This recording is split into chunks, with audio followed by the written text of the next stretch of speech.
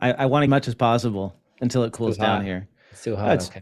it's crazy. We might break the record this year. Oh 18 yeah. days of I don't know if it's like 110 or more. Oh my, Yeah. that's crazy.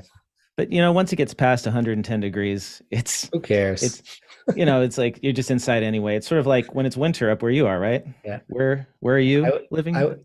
Montreal. I would prefer the winter though. I can go out in the winter. You do some activities when it's really cold. You kind of warm Yeah. up a little bit. There's I, not I, much I with that in that heat.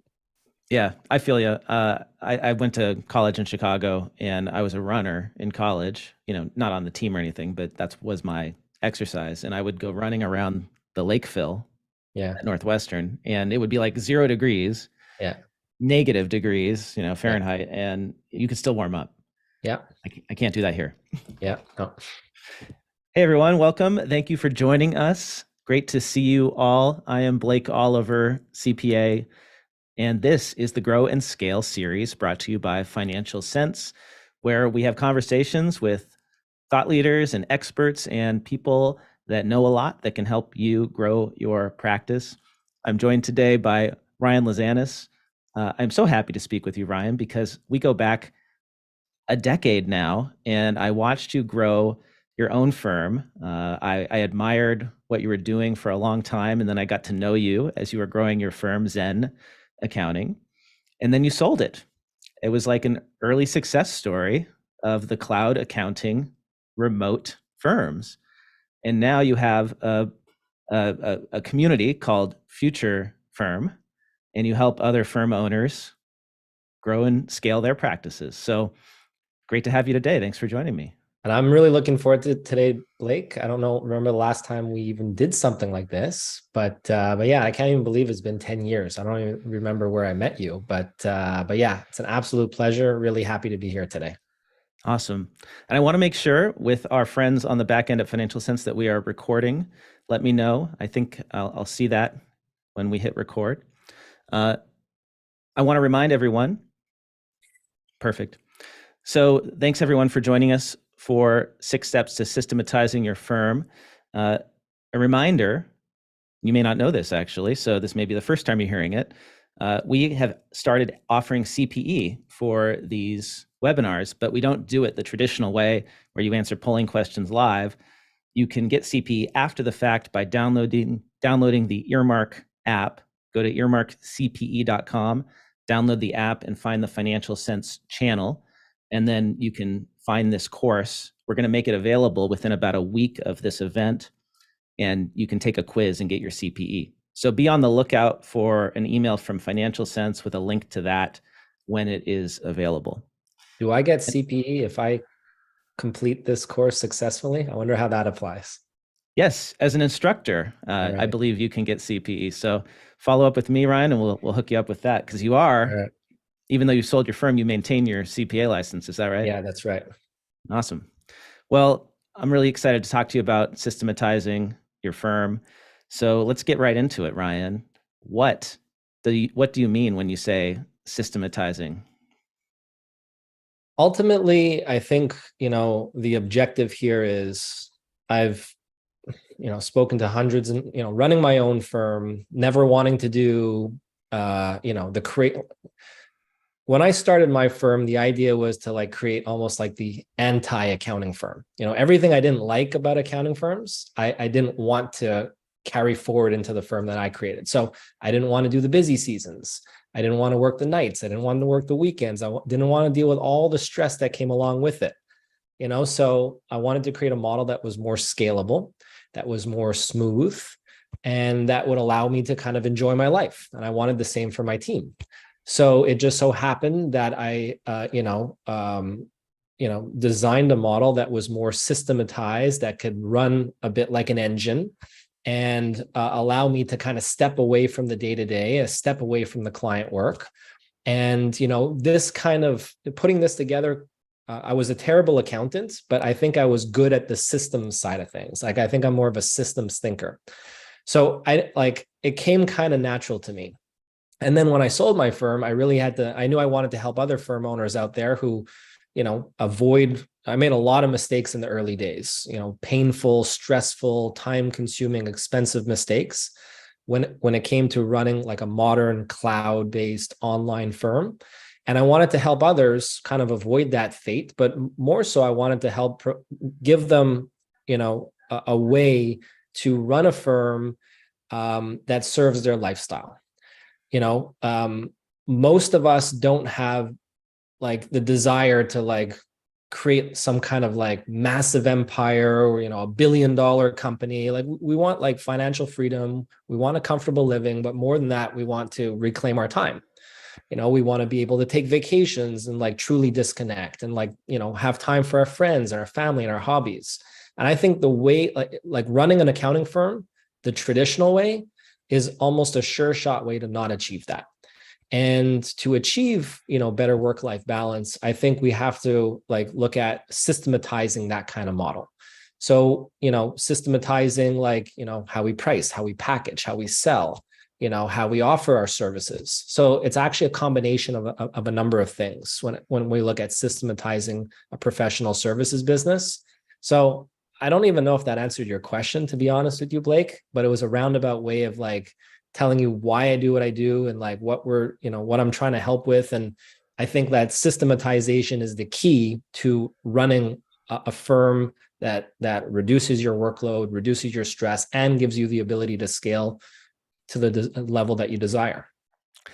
Yeah, that's the thing that stuck out in my mind when you were just explaining it is it allows you to get out from being that service provider, from doing the client work, and ideally step away and go on vacation and the firm continues to run without you. That's the ultimate effect, right? Correct. Yes. And that's the idea is, ultimately the reason why so many firm owners and partners are so busy is because they're just like the ultimate bottleneck of the business, and like everything funnels up to them. And that's okay for a certain period of time. But if you like want to grow the firm a little bit more and get more clients on board and, grow the revenue and get more team members, like there's a breaking point there. So we need the firm to be systematized in as many areas as possible for us to be able to take a step back and the firm continue to run and operate and grow.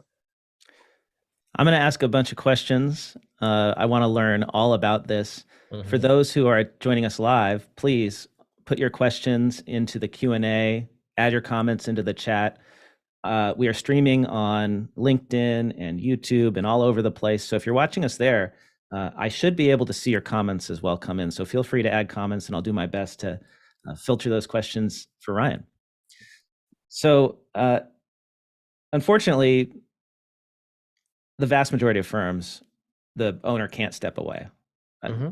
I see this with my firm owner friends, those who are still running firms, many of them. It's hard to take a vacation. It's hard to step away. They are still the service provider, the main point of contact. So why is that a challenge? Why do so many firms struggle with this systematizing? I mean, it's just not what we were trained to do. We were trained to be an accountant and to perform, that work well. And, luckily for me, I was just terrible at it. It just didn't come naturally. So I was a hazard. So I started my firm with 0 clients and I had to do the work. It was just me. I had to do it, but I couldn't continue that for much longer.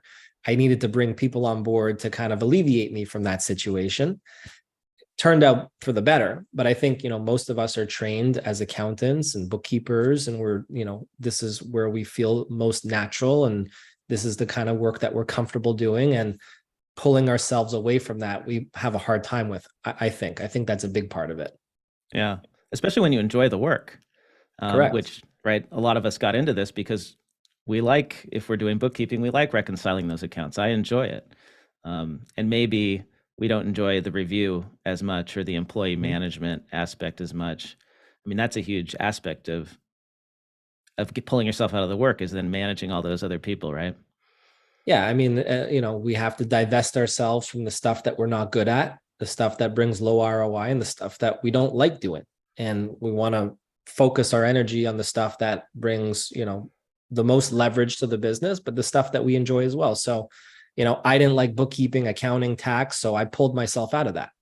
But if you like it, then by all means continue to do it. But we have to understand like our capacity and control our capacity appropriately. We've got a question that just came in from Kimberly. Kimberly asked, what do you do when your clients expect the owner to be so involved, even though they want to be able to have a better work-life balance? I mean, we're talking about systematization today. And for me, the first step of systematizing your firm is by productizing your services. So, you know, when we productize our services, we put our team in a position to understand the recipe and formula for how we deliver work on a consistent and repeatable basis. Because the client doesn't really care about getting services from you. They just have the most trust in you. But if your team can provide, a similar result as you, then they don't really need to talk to you. They'll be more than happy to talk with your team. And that's how I did it with my firm. Is we productized our services. We had packages.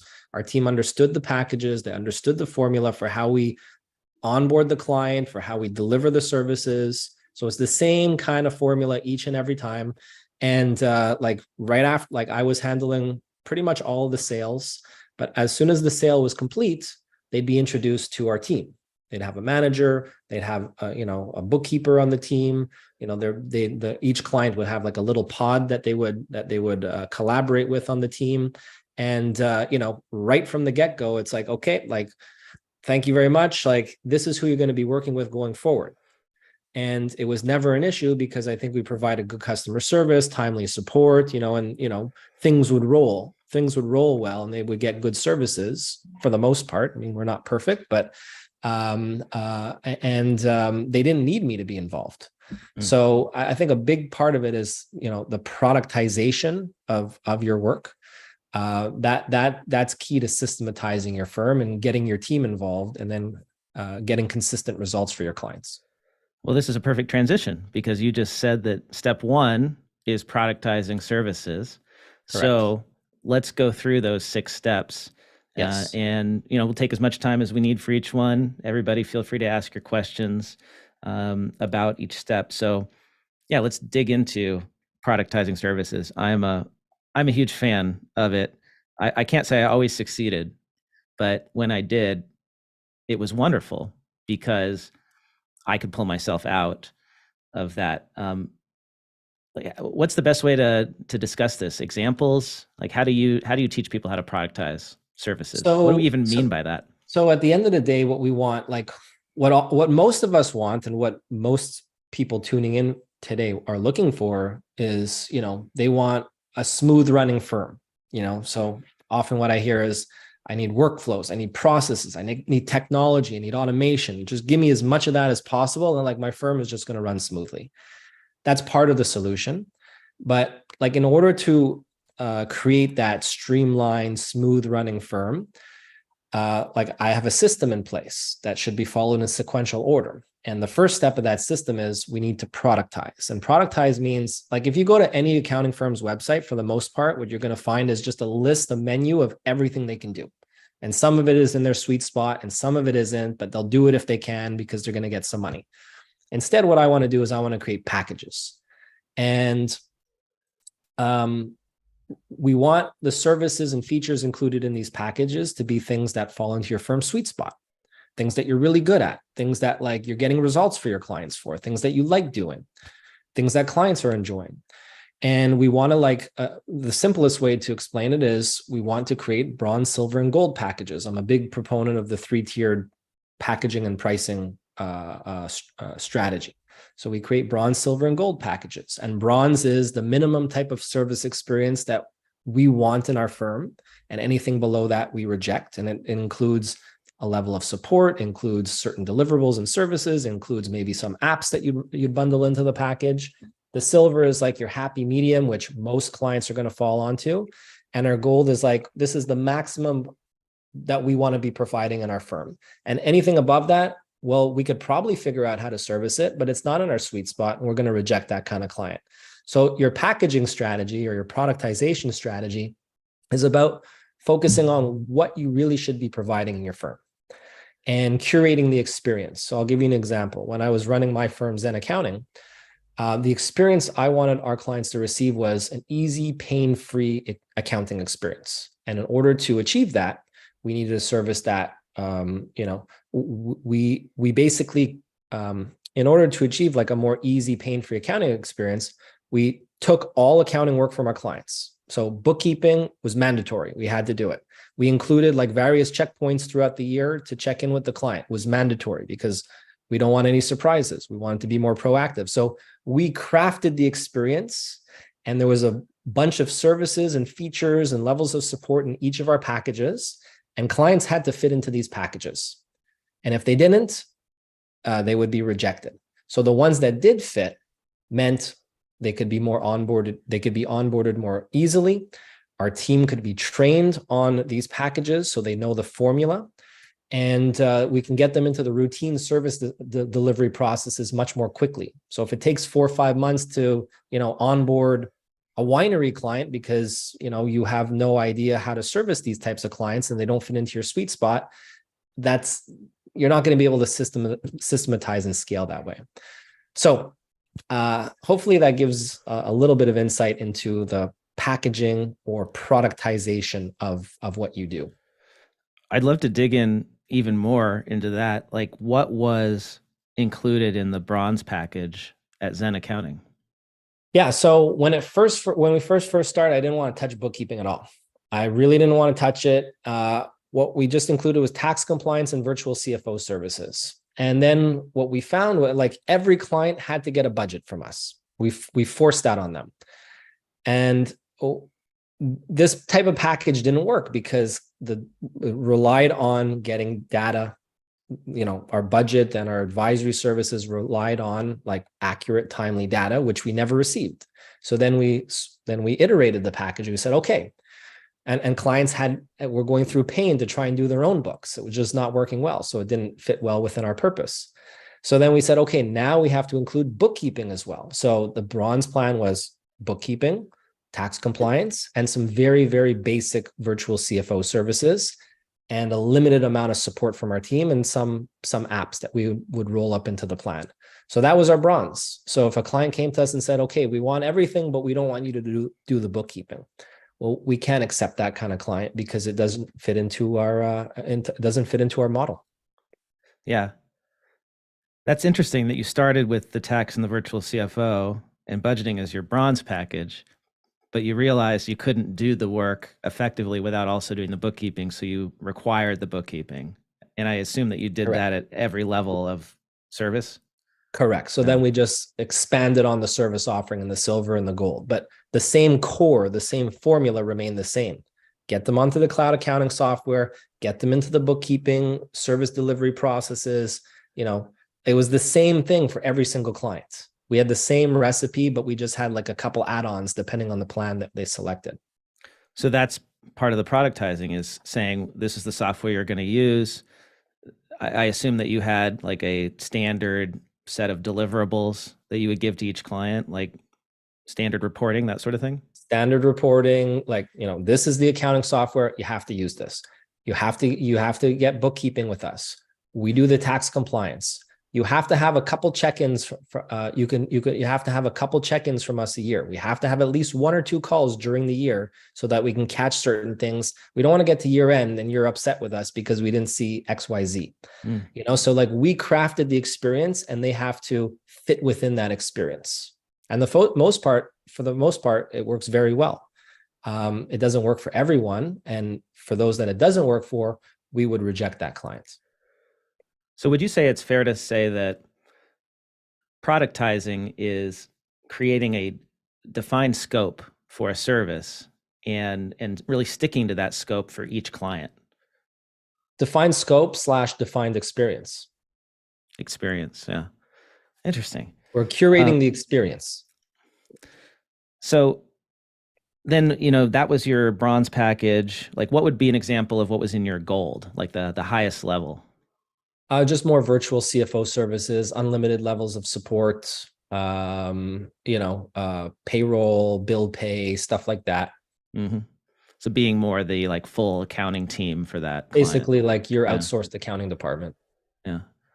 Okay, so that's step one. I feel like that makes sense to me. If any of our listeners Plus have follow pricing, on, oh, plus price, pricing. right? So you were doing fixed fees. Well priced, productized services. So you have to Yeah. have packages that are priced properly, Priced in advance, right? It's not like we're priced in tracking advance. time and then sending a No bill. time tracking. Yeah. Yeah. But a lot of us are doing fixed fee, fixed price, value price. Some are still doing hourly, but the pricing situation out there is you're never going to be able to pull yourself out of your firm if you have low margin work coming in, because we don't have the right resource. We don't have high quality resources that we can attract, hire, and retain. And pricing low or engaging in suboptimal pricing just stretches us too thin because we're just doing too much for too little. So you have to have standard packages or product services that are productized and make sure we're pricing it well. This has to be step one. Like, forget about anything else in your firm if you're not doing that. You have to have a good offer that's priced well. If you're not doing that, all the marketing in the world is not going to help. All the automation in the world is not going to help. The foundation is packaging and pricing. Now, the criticism of this is, or the objection to this is often every client's different, sometimes a little different, sometimes a lot different. So it can be really hard to fit clients into a productized Yep. service. Yep. And, and then everything ends up changing a little bit. Yep. And we had a question from Lisa in this area. She said, what if we prefer to customize our services and we don't want to create packages per se? Yep. How do we productize services, without creating packages? So I think, there's different types of firms and their strategy will dictate a little bit of a different approach. Like when I ran my firm, we had like the minimum and maximum packages, but there's hybrid options available. They just need to fit within that range, right? So like if you're more of that boutique type firm, yeah, you can customize and tweak some of the variables a bit. You don't have to be like super strict on they need to fit here, they need to fit there, they need to fit there. Firms that are doing a lot of volume, that have a lot of leads coming through the door, they might want to be a bit more picky there. But yeah, I have nothing wrong with like tweaking or customizing certain things as long as you stay true to like the essence of that model, right? So our model was control the workflow, have some check-ins throughout the year, be able to have like include some levels of support throughout the year. Like that was the basics of it. And if they wanted to remove some of those elements, like it wouldn't stay true to our model, right? So like if someone wanted to have like a couple extra meetings throughout the year in a package, like for me, that's not a big issue. So it depends on the kind of firm, that you are really. What if a client is already using Xero or QuickBooks? Do you ask them to move to a different software? Do you ask them to, move it to your dashboard? How do you deal with the technology? Like they're already on like another system and it's not part of like the system, like the packages that you offer. I think like there's different for me, I said, our firm, we know this system. We don't want to develop like two parallel workflows to like do onboarding and like, we want to train our team on one system. And that was the system that we used. And clients had to come over to that system.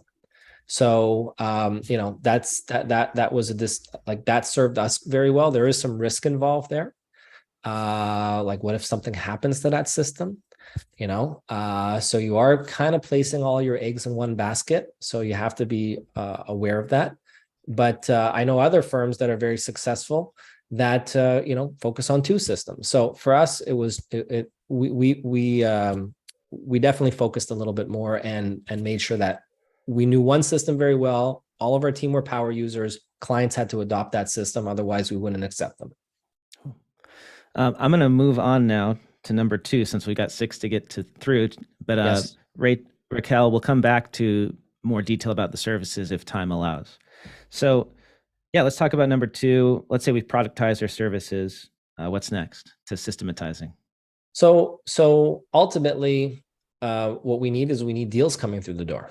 We want to fund our lifestyle, we want to grow the business, and we need deals coming through the door. And hunting for deals can be very, very time consuming, very painful for many. When I started my firm, I knew nothing about marketing, and we could probably have a whole webinar on like my mistakes in marketing that just were absolute failures. So what I want, like step 2 of this system, is we want to be landing 1 to 5 high quality deals per month, whether that's upselling current clients or finding new clients. But once we have our packaging and pricing in place, then we need some kind of marketing engine that's going to give us consistent deal flow. So you said a bunch of stuff that you didn't work. What did work? What did work was luck. There was a good amount of luck because I tried. What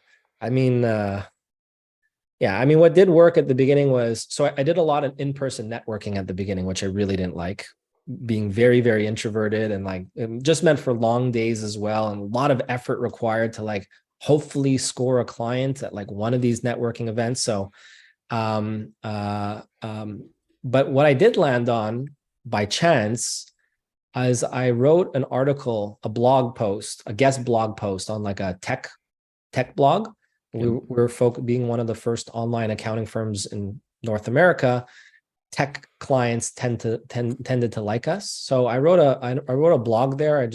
I titled it "Online Accounting and the Death of the Dinosaur," and the dinosaur was the traditional accounting firm. And I just talked about there's this new way to do accounting now, and that like got attention. And I didn't have any strategy or anything. I just wrote it, and I had no writing experience, and I just wrote it, put it out there, and I got like likes from it. I got comments, I got emails. So that's when I started my journey into digital marketing and blogging and SEO. And most of our business at our firm came from blogging and SEO without any real strategy, because most firms weren't doing it. So it was very easy to be visible back then. Now it's a lot more competitive and more difficult. But yeah, so blogging and SEO is really what kicked it all off. I would agree with you that it's more difficult now. I was building my firm at a similar time as you, and I just started blogging, and we were blogging about the differences between QuickBooks and Xero when nobody was talking about that. And I think I did one blog post that, I looked at my analytics and I saw, oh, this is generating 80% of the traffic to our website. I'm going to do 7 more. It's amazing how I did so many things with marketing, but those 8 blog posts ended up probably building an incredible amount of value for my firm. Yeah.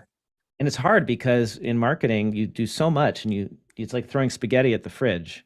Yeah. Right? Most of it doesn't stick. Yeah. Yeah. And then finally something does. And it can be really difficult. It could be difficult, but actually the best marketing is the simple stuff that people often neglect. Yeah.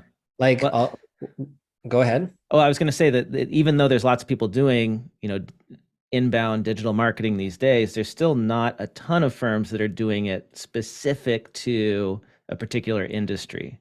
And if you can find that niche and really target your content to that niche, I do think there are still opportunities.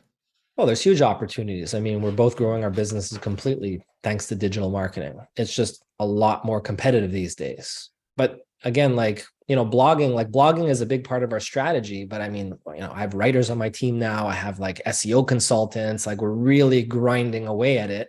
And honestly, and it takes a long time to ramp up. Like, would I necessarily do that again if I was running a firm? I don't know, maybe. But there's a lot of knowledge you need for that particular strategy. I know someone asked, what's ESO? So SEO is search engine optimization, which is how you rank your blogs and website on Google. But what I was saying is some of the best marketing is simple marketing. So we actually did a joint marketing activity together the other day, Blake. Yes. And anyone could do that. And that, I think, was pretty successful. So we did some Blake and I did some cross promotional activities where I said, hey, Blake, why don't, I have a newsletter. I write a newsletter to, and here's a little bit of a plug to almost 10,000 firm leaders globally. Free newsletter for anyone that wants tips, tricks, and content. shared to their inbox, futurefirm.co/newsletter. So my main acquisition channel is through my newsletter. And I said, hey, Blake, why don't I feature you and Earmark in my newsletter? And in return, you feature Future Firm and my newsletter in your newsletter to your readers. So we did that, and we both, all we did is say, hey, like, if you haven't heard about, my friend Blake, this is what he does at Earmark, and, check it out. And that's an example of cross promotion. And then you did a similar thing in your newsletter, and we both got a bunch of new readers. And you can pick up clients and leads and prospects and stuff like just like that, just making simple partnerships like that or simple arrangements like that. So really good marketing actually doesn't have to be complicated. No. And that's something firm owners could do. Find another firm owner who has an email list and cross promote each other's services. Correct. Or lawyers or insurance brokers or bank, there's a whole bunch of people you can do that with. And to bring it back to systematizing, I would say if you're going to do that, do it in a systematic way. Don't just do it one time. Do it with a bunch of firm owners and track the results over 6 months, because a lot of times marketing takes a long time to show results. Correct. So I'm curious, Ryan, like one of the challenges of like creating consistent deal flow is also just like following up on those deals, having a consistent sales process. What did you do to get yourself out of sales? Because I think that's one of the hardest things to remove yourself from as a firm owner. Yeah, I didn't do that well. One of my main weaknesses when I ran my firm, I think I did a lot of things right, but I also did a lot of things wrong. And I've kind of corrected a lot of those things with my second business, Future Firm. But I was pretty bad at delegating, and it's still something I'm working on, but I never got out of sales. And there's a lot of things that I found myself holding on to when I was running my firm. Like I took it from scratch to acquisition in 5 years. It was sold to like a large corporate services firm based out of Europe. So obviously I did some things right. But when I was doing the transition over to the buyer, I had to transition 100% of my activities. And I had to train other people at the firm to take over those activities. And I was able to train existing people on the team to handle sales. And those people are still there at the firm running sales. So obviously I should have done that way earlier, so I never pulled myself out of that. That was actually one of the things that I got lucky with, where I had somebody find me online and say they wanted to work at my firm and had bookkeeping experience and knew how to do sales. And that was just fantastic, because once I gave him a methodology to price clients, we had a Excel sheet that I created where he could enter in number of employees, number of bills, average monthly revenue or expenses. And then I had a relatively simple formula that would come up with a price and put them into a package. It took a long time to develop that. It took effort. But once I did that, the dividends were enormous, because now I had a guy who could go and talk to a client or a prospect, price a package, and then give it to me to approve before he closed the deal. And I can't emphasize how important it is to use proposal management software to handle all this stuff rather than Word documents. If you're going to systematize the sales process, like that is absolutely a key. That's definitely part of it. Yeah. Otherwise, you're never going to keep track. I'm not as much a fan of CRMs for accounting firms. Because like the deal flow is not so huge that, you got to balance the technology with like the actual need, right? Yeah. And I thought it was useful. You do? Yeah. We used HubSpot, and like we had our deal phases, and I would be doing regular follow-ups, even lost deals. Yeah. Following up on lost deals every couple months, and like winning a couple that way. Like you need something to track it. You do. You got to have some way to have a form on your website that creates a deal, like a record you can track, and then different statuses. Yeah. I mean, it can be that simple, right? Just like a Kanban type board. Correct. And you could do that yourself with something simple like a Trello, or you could do it with a HubSpot, right? It's as complicated as you need it to be, but yeah, you do need a way to track it. Correct. All right, so we did productizing services. We did creating consistent deal flow. What's number 3? Number 3 is capacity planning. And when I ran my firm, I didn't have any timesheets since day one. And I don't care if people have timesheets or not. But what we did do, firm owners are always so busy. There a lot of them are underwater, and a lot of it has to do with just not forecasting your capacity, which is basically creating some kind of forecast that forecasts out your available capacity. Like, let's say I want to work 40 hours a week, 30 hours a week. So, let's say there's 100 hours that I could work in a month. So I know that's my available capacity. I don't want to work more than that. And then we are forecasting time. I think Financial Sense has something like this, actually, some sort of capacity planning in the platform. But we're assigning time estimates to all of our work. Mm-hmm. And then we're comparing our available capacity to our time requirements to see what our shortfall is, or if we're over or under capacity. So this was the main tool I used to avoid, busy seasons and biting off more than you can chew, and strategic decisions and understanding who to hire and when. It all had to do with capacity planning. So, this would be step 3. Like, even before you're starting to look for your next hire, like, do some capacity planning. Whenever I'm doing this with any of our coaching students for their first time, they're very, very busy. They're like, do I hire this person or this person? Okay, let's create a capacity plan. Like, model out your time for the next 12 months and see where you're at right now. And that's going to dictate who we bring into the firm next. So we have to have some kind of baseline and some kind of forecast about our capacity. Yeah. Capacity planning, it's time tracking, but in the future, not in the past, right? Correct. So I'm not a big fan of time tracking, but when it comes to forecasting, I'm totally in favor of that. Predicting how many hours something's going to take. Mm-hmm. And it's good to, I don't know, what do the firms that are part of Future Firm do? Like, I'm curious to know how many are tracking time, how many have given it up completely. Where are That's we? a good question. We actually have in our platform. So we have this Future Firm Accelerate. It's an online coaching platform. We have over 700 firms from around the world inside the community that want to scale, that want to systematize and get their lives back. And we have a tool that we built, our benchmark tool, which has like 20 KPIs where you can compare yourself against others. That's one that I never asked, actually. So that's one KPI that I just never. You got to ask. I would love to know the answer. Yeah. I'm curious to see what it is over time, because I know just anecdotally that more and more firms have dropped time tracking, certainly for billing purposes. Mm-hmm. They might still be doing it for capacity planning or checking how accurate they were, but very rarely do modern firms use it for incentivizing employees anymore. At least that's what I'm seeing. Yeah. So someone just mentioned no one tracks time in Future Firm Accelerate. That's what someone said. Only for capacity planning. There's a good question by Michelle here. I get this all the time. How do you plan your capacity without tracking time?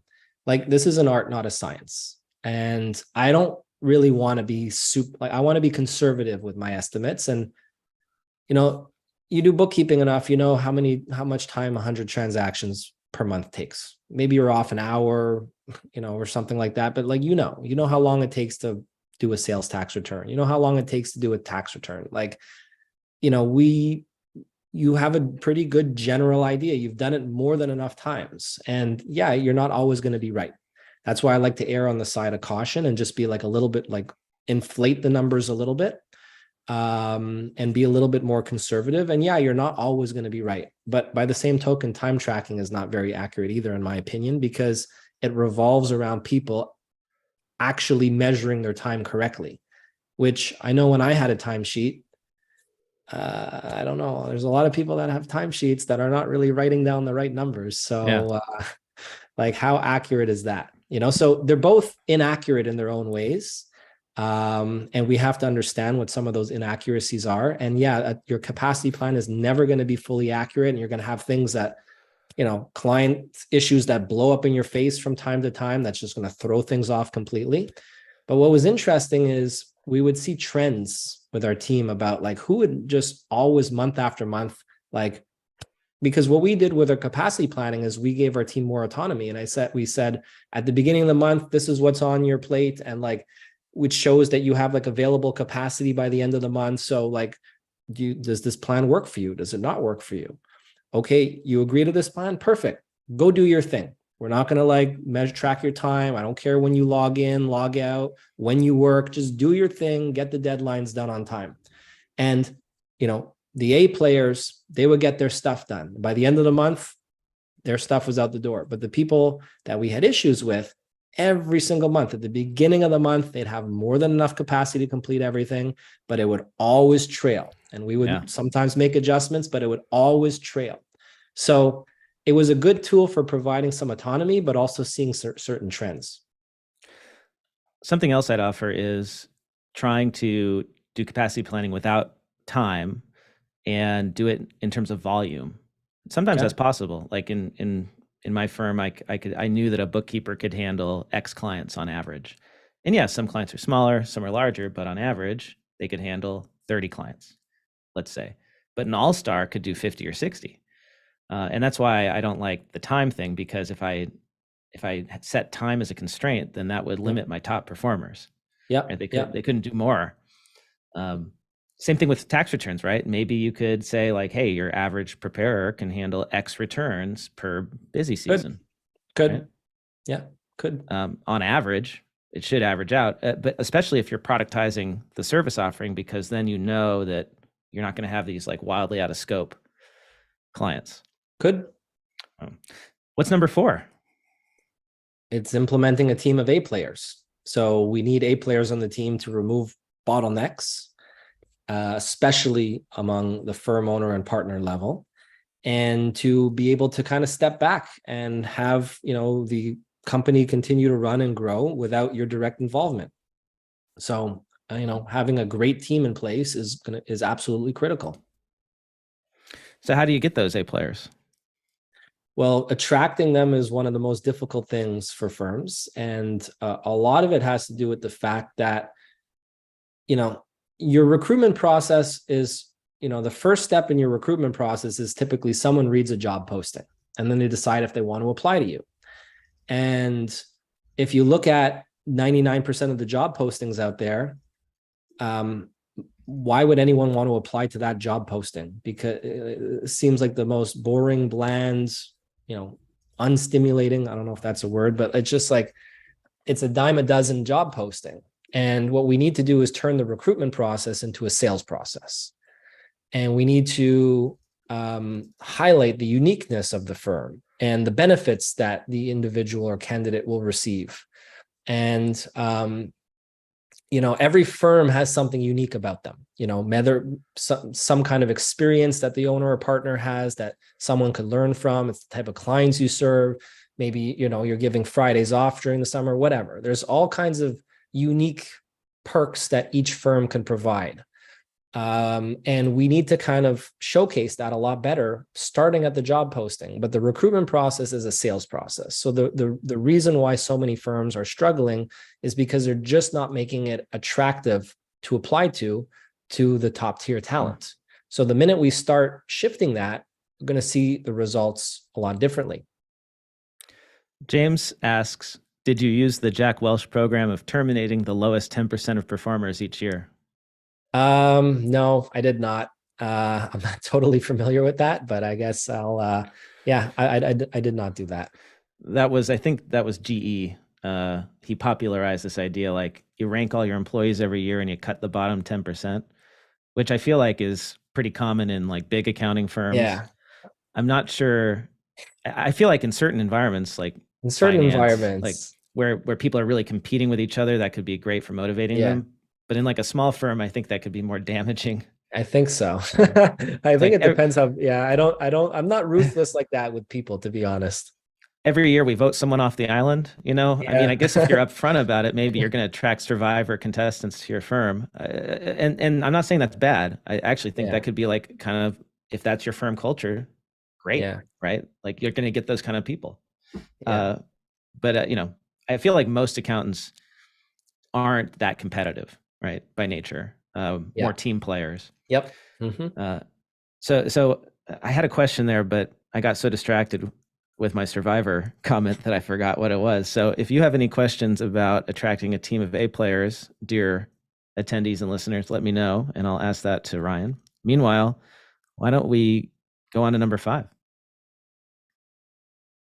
Yeah. So the next step is working on implementing easy to follow processes and backing those processes by technology.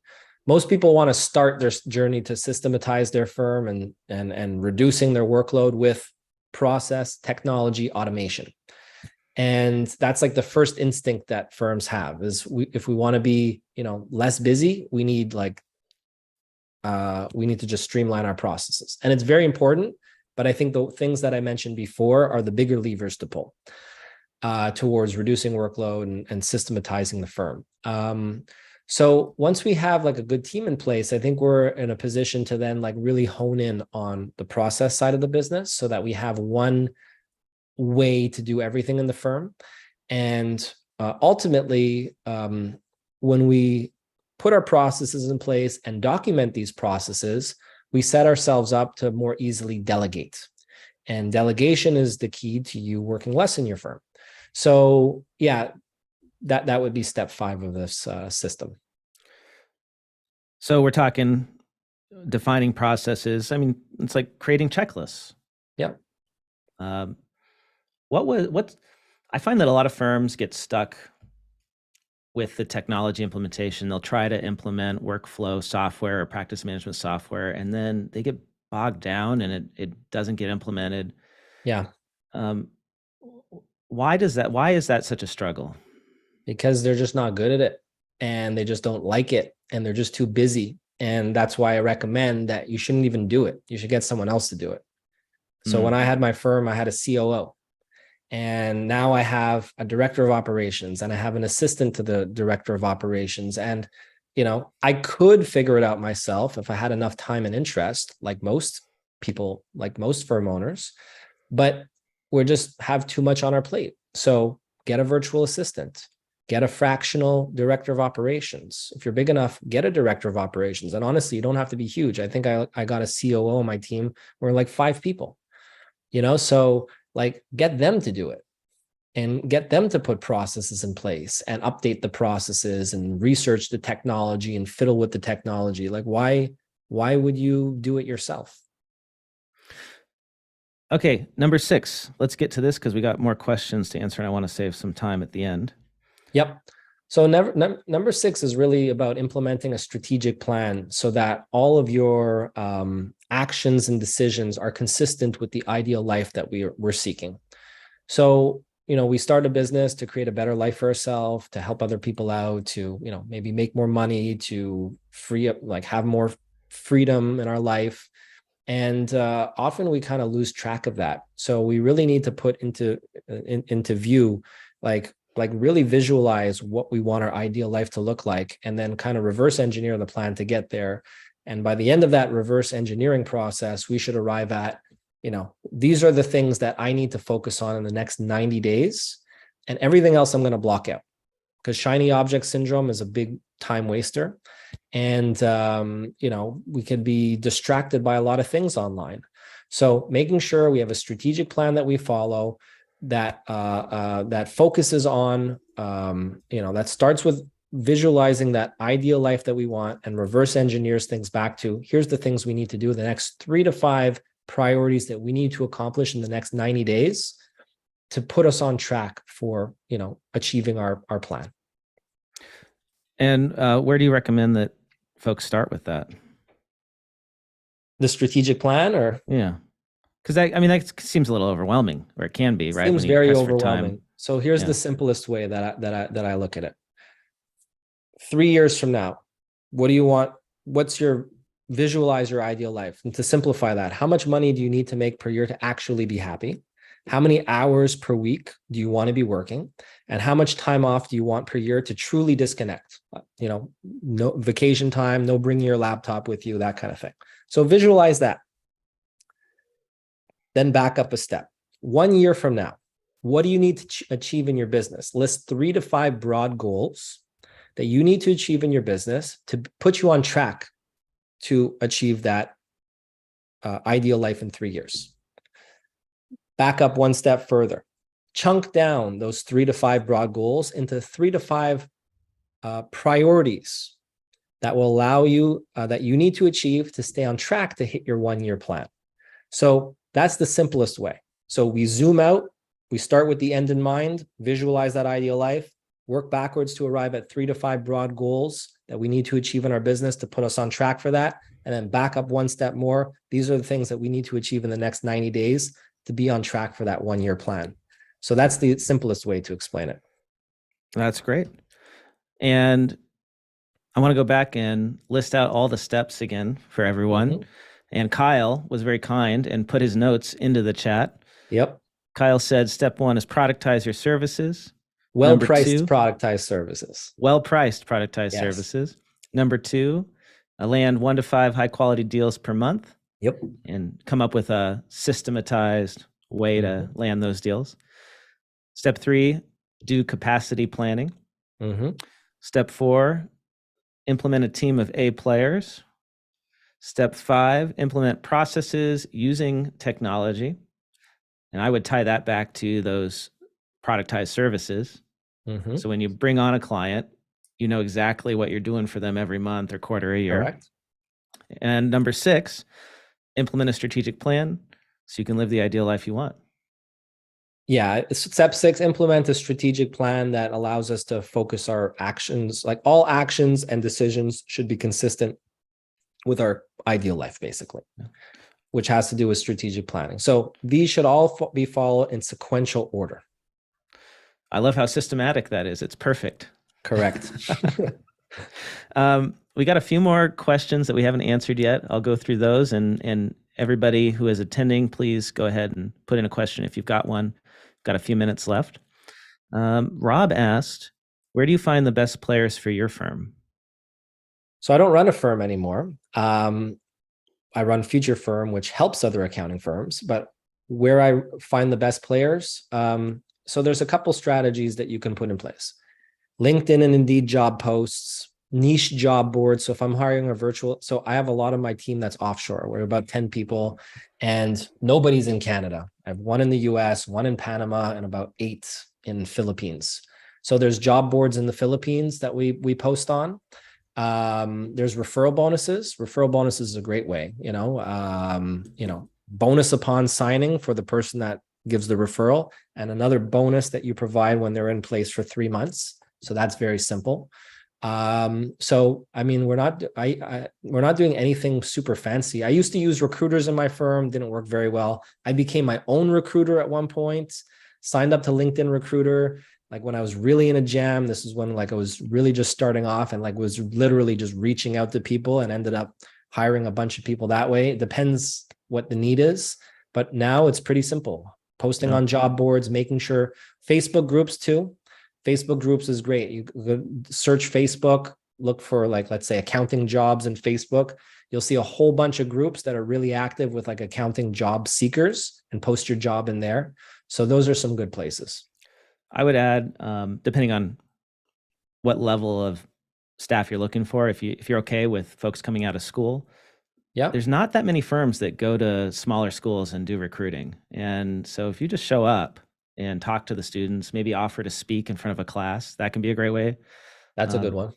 And then just like being active on social media and talking about your firm can often be more important for recruiting than even getting clients.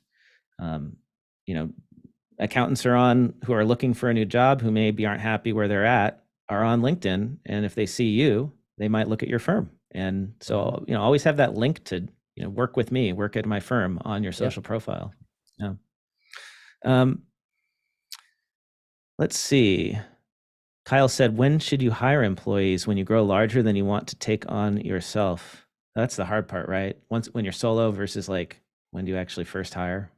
That can be very difficult. Really hard. I mean, I was there and I know it can be very nervous about it. Like, well, I have the cash flow to support this. So I took a risk early on and, I broke even for the first little bit and I didn't pay myself very much. I was younger back then when I started my firm. So I was able to take on some of those risks. But yeah, the first two people that I hired were CPAs.